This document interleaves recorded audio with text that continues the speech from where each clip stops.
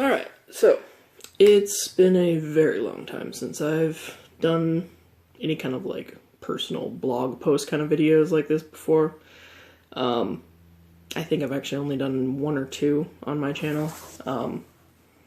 I really don't use this channel for personal stuff very often. That being said, one hobby of mine that I don't think a lot of people know about is prepping. It's not something that typically people share with other people very often, because it is more of a personal thing. You don't really want people to know that you hoard equipment for survival situations. That being said, I'm not some kind of like doomsday conspiracy theorist or something like that. I just really like collecting various tools and accessories to, I don't know, I suppose fantasize about the situation of having to really try to survive. I get bored, I suppose, is the best excuse I could give. But without further ado, I have had a bug out bag that I've been working on since 2013, I want to say, is when I got it originally. And I'm going to make a disclaimer right now. I am in no way an expert, and I am in no way a professional in any of these regards. I am merely an enthusiast, and even that is stretching it a bit. My bug out bag contains very, very simple things that are very cheap, very household things that most people might already even have. They just don't necessarily have in a bag ready to be used in an emergency situation. The bag itself is also very cheap, very practical, just something you can grab and go. It is not anything I spent any substantial amount of money on. I think it was a $30 emergency kit at my local Walmart in the sports department. It had stuff already in it. I have not used any of that stuff. I've just been adding to it as time has gone by. I don't know everything that's actually in this thing because I've just been adding to it for so long now. And so that being said, this actually might be a bit of a surprise for both of us. So, could be just as fun for me as it is for you to watch. It might not be fun for you to watch at all, actually, in which case you probably aren't watching anymore. But without further ado, I'm going to start taking this apart. This is the bag. It has a nice little carrying handle right here, which I don't imagine I would be using very much, simply because I have a strap on it with a nice shoulder pad. This is adjustable, so, you know, I can tighten it up or let it loose and just hang it wherever I need. I have a large carabiner here, not a super large one, pretty normal size actually. Could maybe hang like a knife or a flare or something on there, or a chemical stick, so that when I'm holding it around my shoulder or something like that, that I have, you know, something ready there. But it also has these snaps, so you can run that around a belt. And that would probably be the ideal way to run it, I imagine. But I'd probably actually run that in conjunction with the shoulder strap, actually.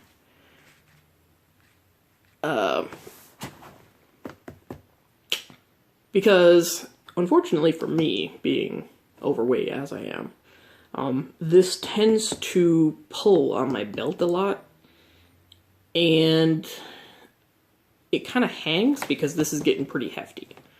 So it doesn't look very good. It's not flattering in any way, shape, or form.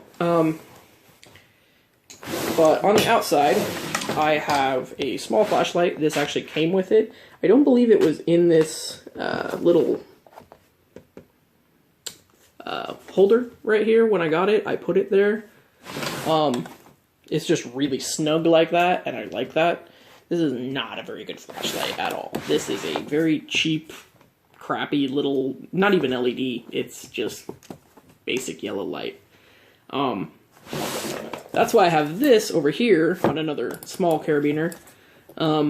This is just another cheap dollar store kind of flashlight, but it being LED, a little bit better. So if this goes to crap, which it looks like it would, there's this for backup. And this could go crap too, but there's a lot of fire starter stuff in here too. I also have a very generic permanent marker right here. Something a lot of people don't think about in survival situation is writing messages to other potential survivors or travelers or anyone, or even warnings, trespassing signs or something like that. Something to scare away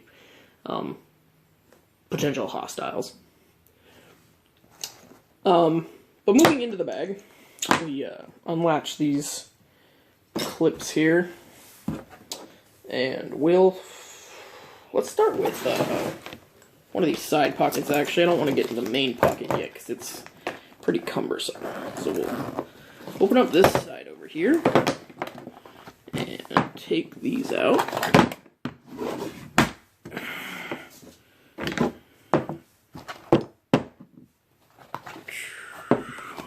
That's everything? No. Alright, so we got a flint rod for starting fires. Actually, it might be magnesium now that I think about it. Or maybe a combination of the two. You know, just strike it and then build up a little pile, light that on fire. I believe this is a ferro rod. To my understanding, it works pretty similar. I'm not sure what the difference actually is between these two. Like I said, I'm not an expert on this stuff. I have a lot of this stuff, and I probably would have to go through some trial and error on it. Right here we have some neutralizing tablets to remove iodine. Basic water purification kind of stuff. And then step 2 for that same process. You almost always want to use these two together. You're not going to want to use them separate. They're not safe enough to do that with. I mean, if you were really in a pinch, yeah, you do what you got to do. But ideally, if you have both of these, you use both of these. If you have one, you could probably get away with it, but it's nothing you'd want to bank on. I've got some liquid bandage here. Just really basic scrapes and cuts kind of thing. You don't want to get infected by anything, ever. You don't want infections. It's not good, especially if you are in a survival situation where you need to be conserving all of your energy and your body needs every little bit to repair itself every day. You don't want to have to deal with anything extra. Right here I got a case for some stormproof matches, waterproof rather.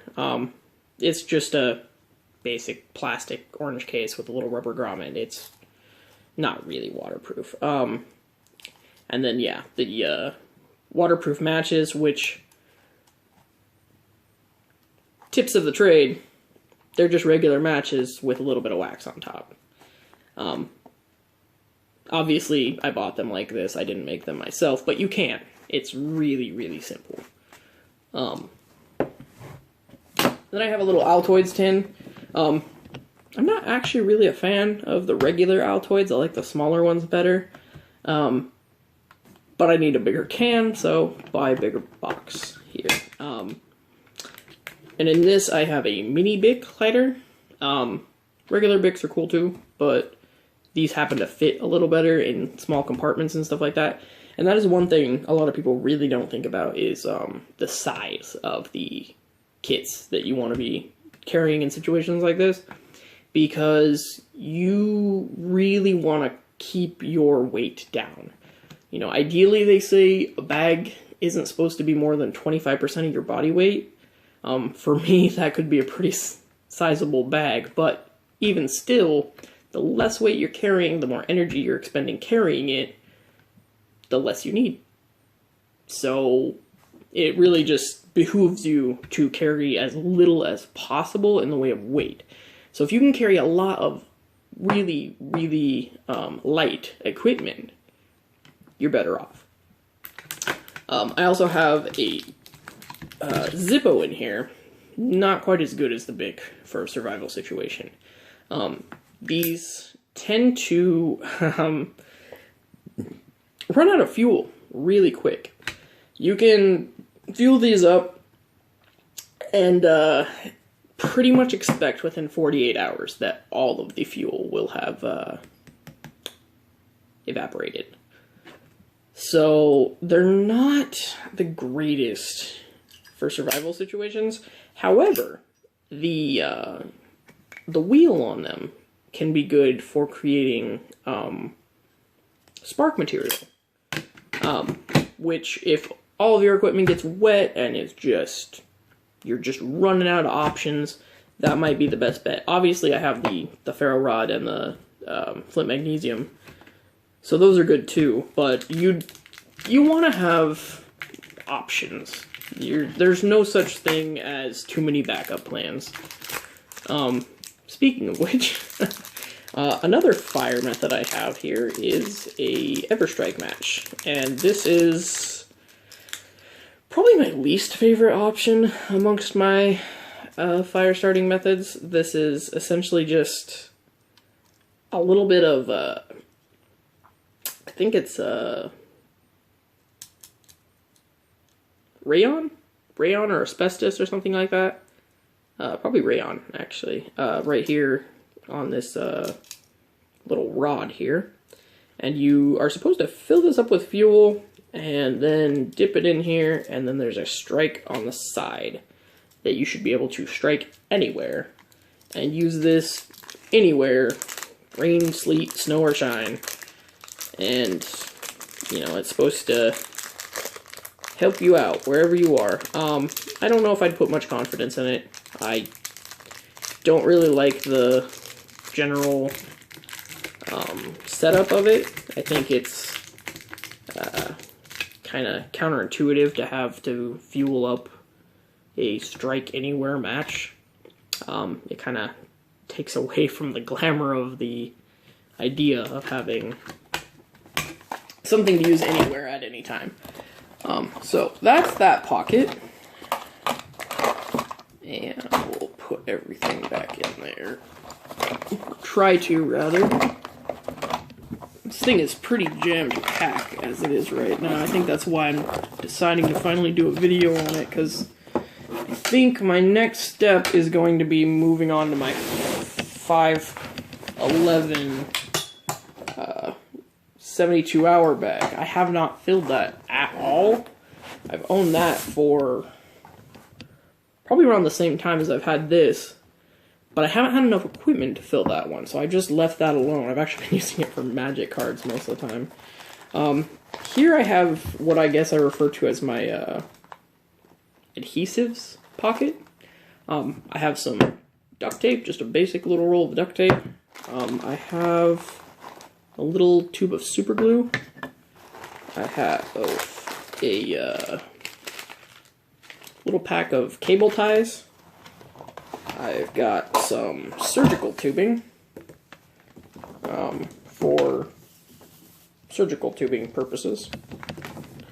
And I've got a little roll of hose tape for surgical tubing purposes.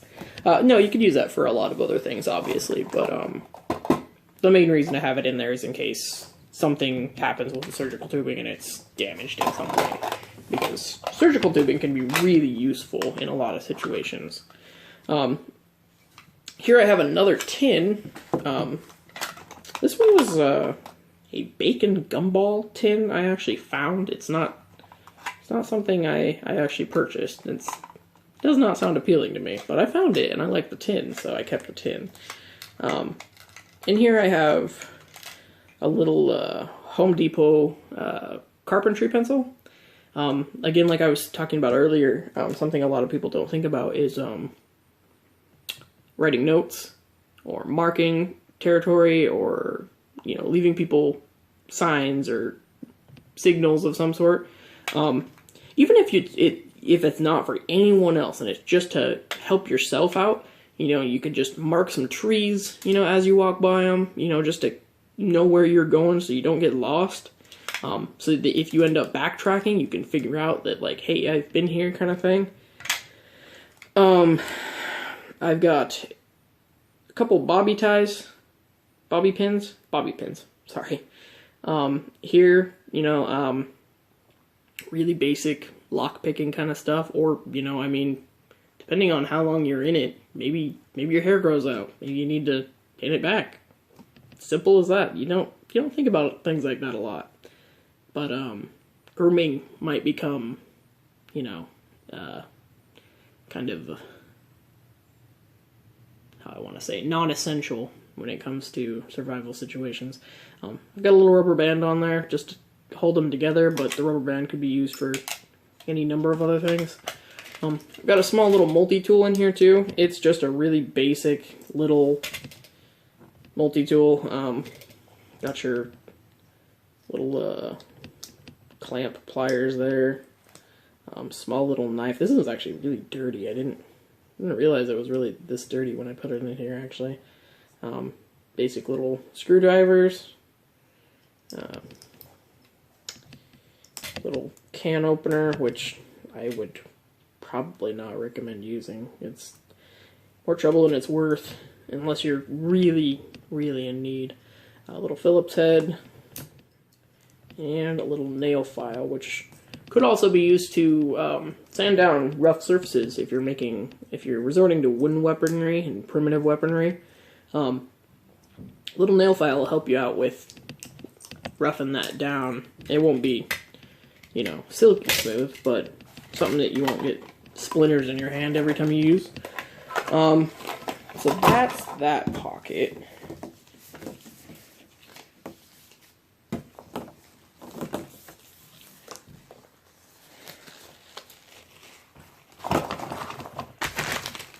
Put all that away.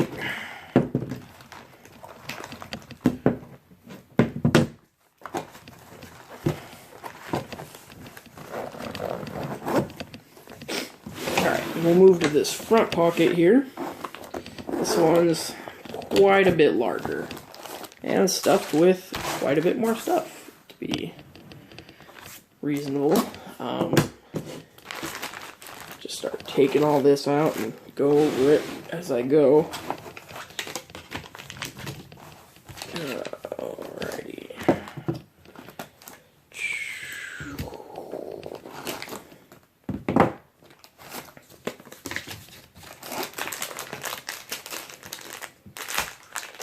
And like I said earlier, yeah, I'm not super, sure about everything I have in here, because it can be hard to keep track on this stuff if you're not checking it all the time. I sometimes take things out of here to use in my day-to-day life, because, if you're doing a lot of prepping and you don't actually need it, you can find yourself getting really frustrated with knowing you have things and needing to use them on a day-to-day basis and not knowing where they are. First and foremost in this pocket, I have a little P38 can opener. These are great for so many things. Primarily opening cans, but you can use these for a lot of different things too. They're just really nifty, little, cheap things to have. You can pick them up on Amazon for pennies to the dollar. I have a pocket saw, and I actually was really, really doubtful about the potential use of one of these before, and I just used this the other day to sand down or saw off a part of a mop handle that had broken. I didn't want the sharp part on it, and I used this to saw that off. And where I had been using the sawtooths on a larger knife of mine, this almost like quadrupled my speed over that, which was really nice because I was starting to get tired working on that with just a knife. So yeah, these are really awesome. If you've ever doubted the potential of one of these, have a little more faith. Definitely not for taking down whole trees. Even saplings are going to be a little work for you. But for basic branches, twigs, you know, even some of the larger ones on pines, if it's dead enough or dry enough, this is going to be great. And definitely better than the saw teeth on a blade. Got some needle nose pliers here, just a little set, for whatever you may need them for, possibly stitches if you have to self-apply those. Not fun, not something someone wants to think about, but they're there. Got a little survival rescue blanket. Yeah, I believe it's the reflector kind. Never had to use one of these before. Not sure how well the thermic properties work as far as maintaining heat.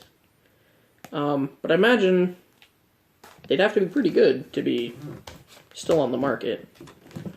So that's that. Got some hand warmers here. She can get cold is pretty much the short and sweet of why you would have one of these. And your hands going too cold, getting too cold and becoming numb is not something you want to have happen to you, because if your hands go out, you're kind of stuck in the mud as far as survival situations go. Your hands are invaluable when it comes to all things survival. So, gotta keep them warm so that they work the way they're supposed to. Here I have a first aid emergency guide, just a little piece of paper. I believe this came with the kit. Not particularly useful, but I guess if you need something to start a fire with. No, I'm kidding. There's some really valuable information there if you're not someone who has that on hand.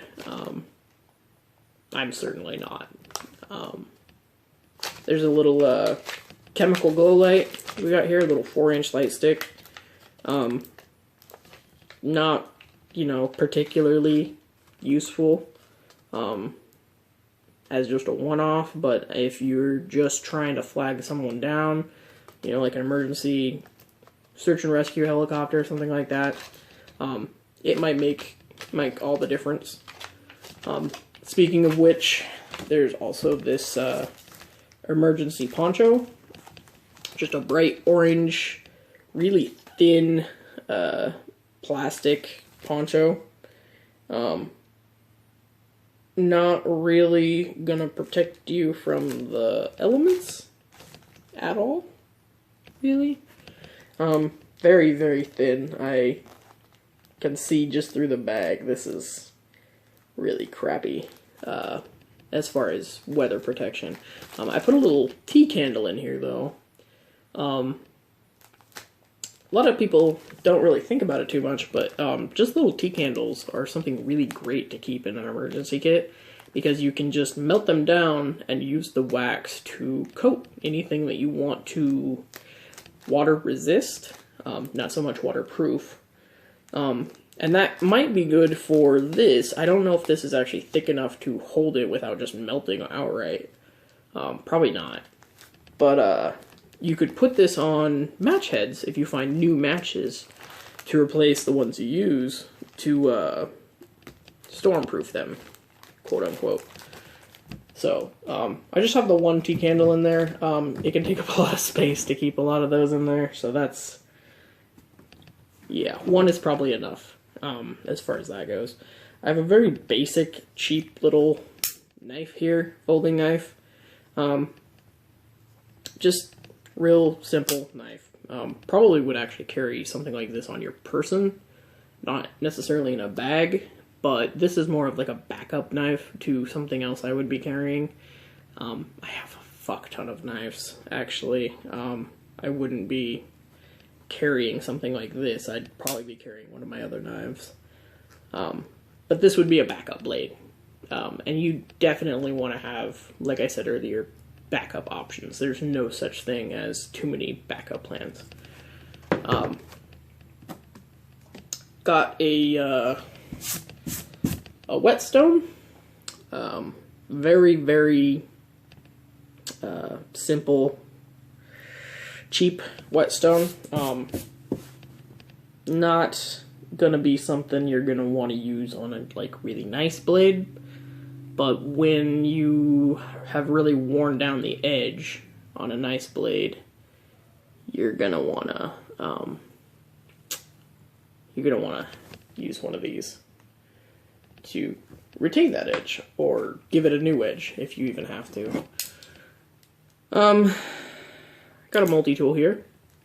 This is actually a fairly nice one that I found. Didn't actually buy this. Surprised that someone would have lost something like this, but it's Gerber. I should forget how this opens, actually. There we go. And yeah, it's pretty heavy duty is the main thing about this. It is very weighty. Not gonna break on you, that's for sure. Well, I guess it could. Nothing's unbreakable, but we got nail file here again. Bunch of screwdrivers, a lot of basic stuff. This one has a little bit sharper blade here. I've chewed this up quite a bit, though. I used this in some work of mine when I first found it and beat the crap out of it for the most part. Got another can opener here with like a gut hook on it for some reason. Not sure why. Little Phillips head, and I'm not really sure what this is, to be completely honest. I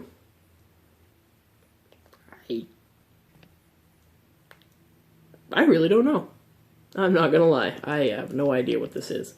Just like a little metal hole, maybe like a iron sight of some kind. I don't know how you would use that necessarily. Being completely candid here. Then we got a little bit of a sawtooth blade here, and this might be a little bit more useful for practical cutting, because edges are going to go fast in a survival situation. But that is that. A little bit heavier duty survival multi-tool. Not even survival, it's just a regular multi-tool. Got like a bunch of med kit kind of stuff here. Alcohol pads, alcohol prep pads, quite a few of these. Antiseptic towelettes, quite a few of these as well.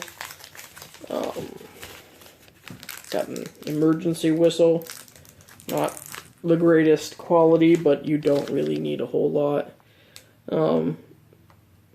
Extra strength non-aspirin, I guess, is what it's calling itself. Ibuprofen, antacid, a surgical blade. That's pretty cool. I didn't actually know that was in there. Triple antibiotic ointment. I have another pack of Neosporin ointment here. First aid ointment.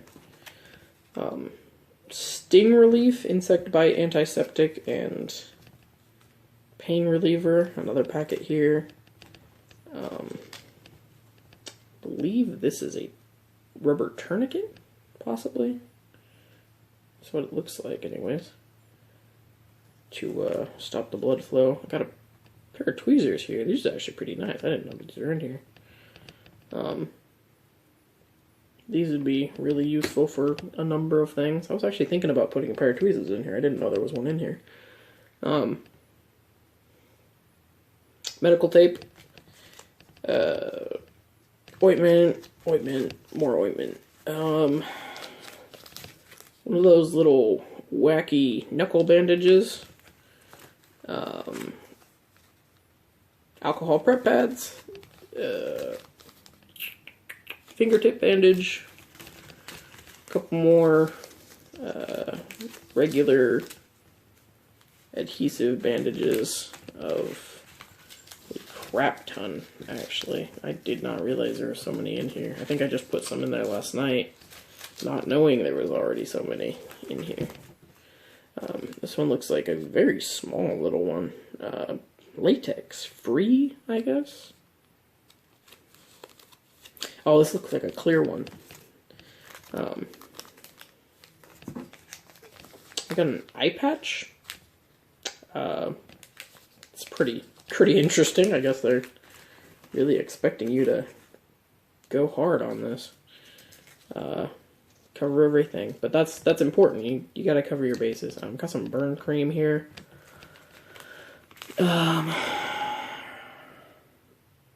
Extra large bandage. Sterile gauze pad, and more of those, and then some other band-aids. So, pretty much almost everything you could think of you could possibly need in a first aid kit. Would be a basic first aid kit, obviously.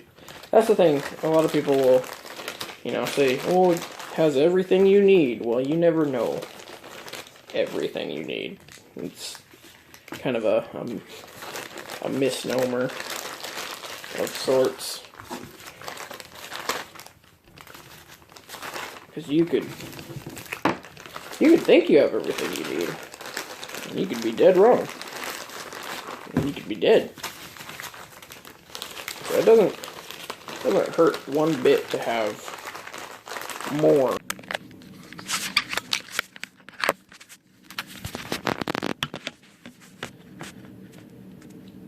Alright, well, had a bit of a technical issue there. My camera went out, I guess. Which is weird. I don't know how that happened.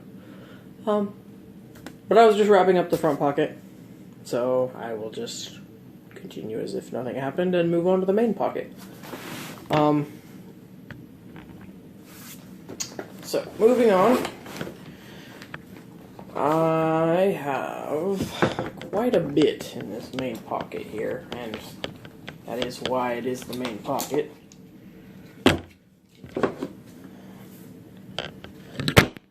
God damn it.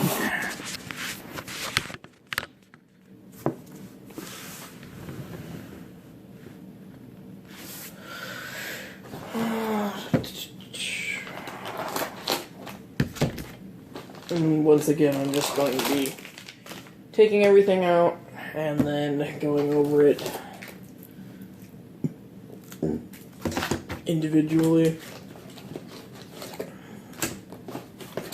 rather than pulling it out one at a time. I'll just water down there. Alright, I think that's it. Okay.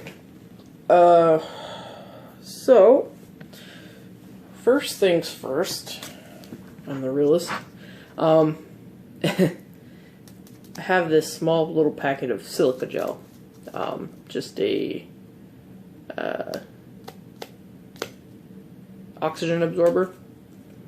Kind of help with the shelf life of some of these things, because these are still perishables, even though they are for emergency situations. This might just give it that little bit of extra shelf life that might make all the difference, depending on just how long out this ends up being. And these are useful for other things too. It's not purely for shelf life. I have a SOS ration pack with raw calorie bars.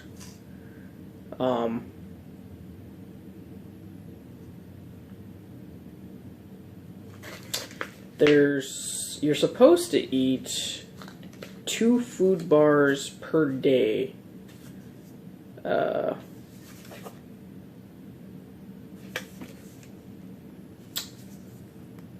For each person. Or a cookie, rather, I guess is what they call them.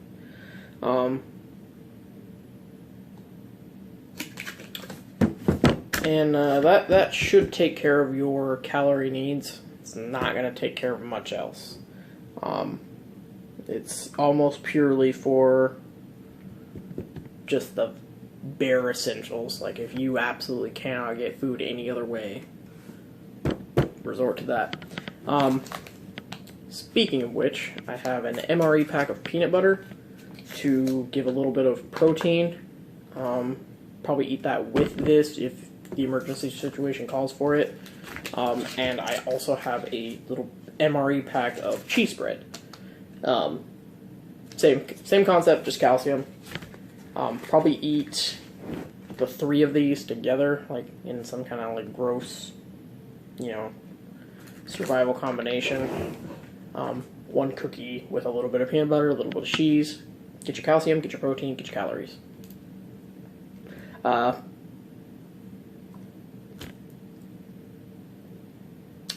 Yeah. I've got a pack of purified drinking water, emergency purified drinking water. If you can't purify all water, or you have like a really hard time, got to do it on the go, or you're in hiding and you don't have the luxury of a fire, or sitting right next to a creek and purifying that, or the conditions are keeping you from doing so, these are great because you have ready to drink water. And I have, god damn it, I want to say 6 of these in here, possibly more. You're actually supposed to, recommended you drink 2 of those a day. The thing with hydration is, if you do not feel thirsty, you do not need to drink. It is that simple. There's a lot of propaganda in Western media of staying hydrated and drinking, I think it's 8 cups of water a day, 8 bottles of water a day, ounces, liters, whatever we call it. It's a load of hooey. You drink when you're thirsty. That's how it works. That's our body's natural way of telling us we're thirsty. So, drinking water or whatever any other time is unnecessary. If you feel thirsty, you're thirsty. Your body needs water. That's why you're thirsty. Here I have a MRE heating pack to cook any kind of MRE meal. of which I have one of, which is not smart. If you can have more MREs, probably want to have more MREs. But I have just the one because, like I said, this is a very basic kit. This is not something I would be relying on to take me through a week, or even more than a couple days, actually. But it's also supplemental. This is not meant to be something to sustain myself with. It is supposed to be something to help me sustain myself with. I should ideally be hunting, gathering, finding food on my own, and this is just to help me deal with that. You might notice that I don't actually have any cookware in this kit. That's just a lack of foresight on my part, and on top of that, it's very cumbersome. Cookware is. It's not going to fit in this little pack of mine. That would be something I would keep in like a 72-hour bag or something like that. But this one pack is actually chicken pesto, which sounds pretty good to me, for an MRE especially. But that would be like a, in my mind anyways, like a final meal kind of thing. Like if I knew that I was probably going to bite the big one soon, and I had one meal left, might chow down on that. Kind of dark to think about, but you want to spoil yourself if you feel like you're going to die. It's a small little length of paracord. I've already used some of this, and I actually have even more outside of this bag that I've used as well. Paracord is infinitely useful. This is probably cheap crap. This isn't like military grade or anything like this. This is commercial from the store kind of stuff. But yeah, it's good as is. You can core it and take the threading out and just use it to do wrappings. And the black polyester part is actually really good for DIY carapacing, or making like shelling or protective surface. Because all you have to do is heat it up, and then it melts and it gets all over everything, and then you leave it to harden, and you've got like a little protective surface there. It's kind of neat. Which is also really good for tying it off, because you don't really need to tie it off. You can just melt the ends and kind of pseudo glue it together. I have this spray bottle of Bactine pain relieving cleansing spray. Just a basic antiseptic. Obviously I had a lot of other antiseptic in there. I actually didn't know I had that much antiseptic in there. I thought when I put this in here that this was my my only real source of antiseptic. However, I can get a lot more use out of this than the 2 or 3 pads I had in there. So that's that. I got a bit of bungee cord here. This could be useful for suspending the emergency blanket between a short distance and using it as a cover or a tent.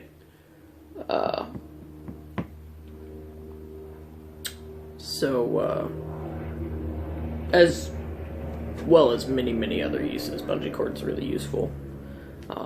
I could even use this to hang my pack from a tree and like cover it in some shrubbery or something like that to, camouflage it if I had to leave it behind or something. But obviously you wouldn't. If you were in that kind of situation where you needed to run that fast, you wouldn't have time to set that up. But then last, and certainly not least, this is probably one of my favorite parts of my kit. It's really dirty for some reason. This is a life straw.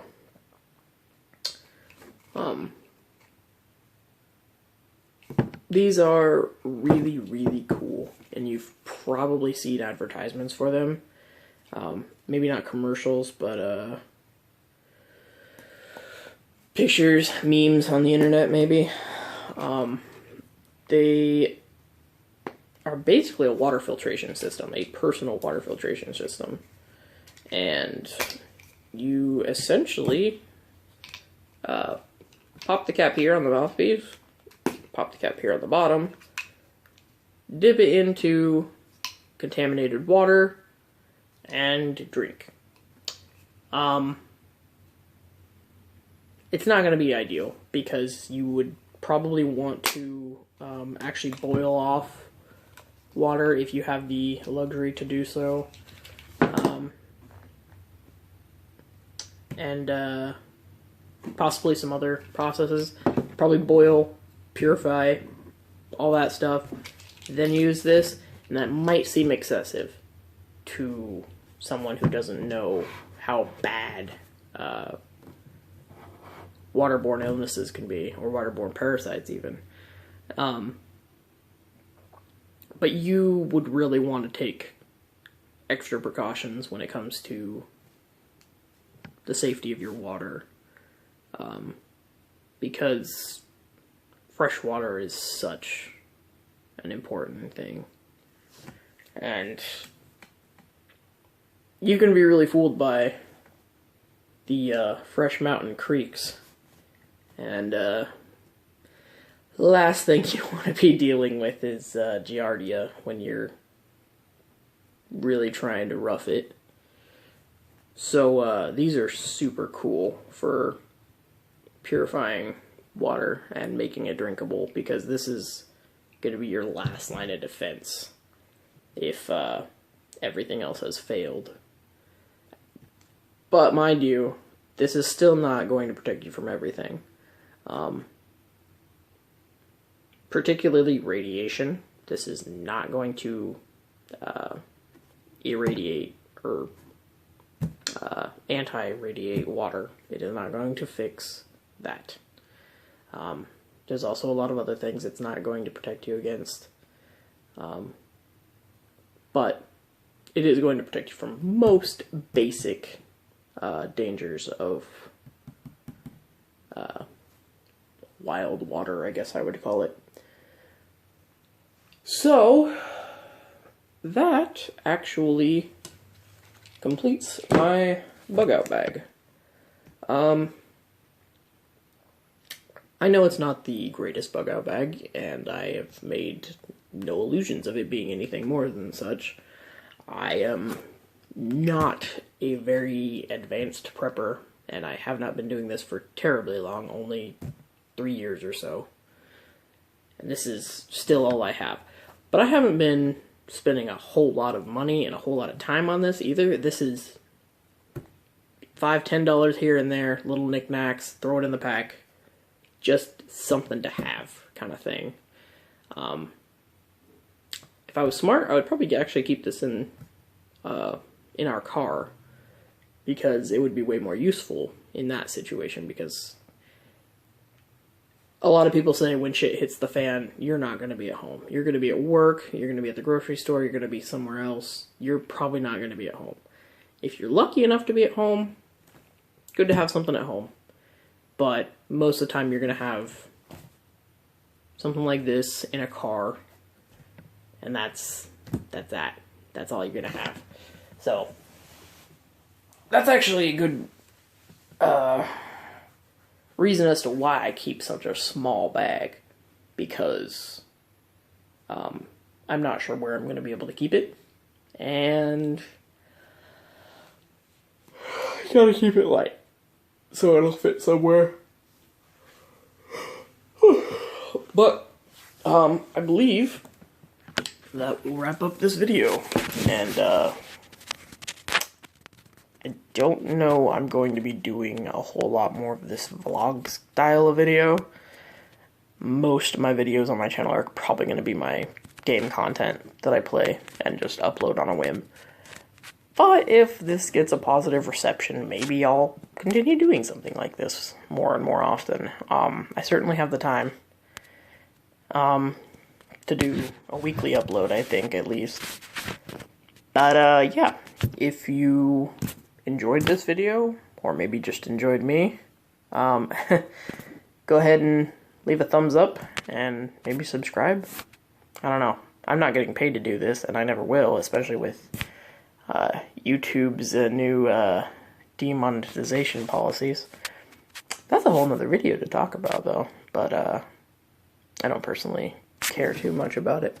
So yeah, long-winded goodbye. Till next time.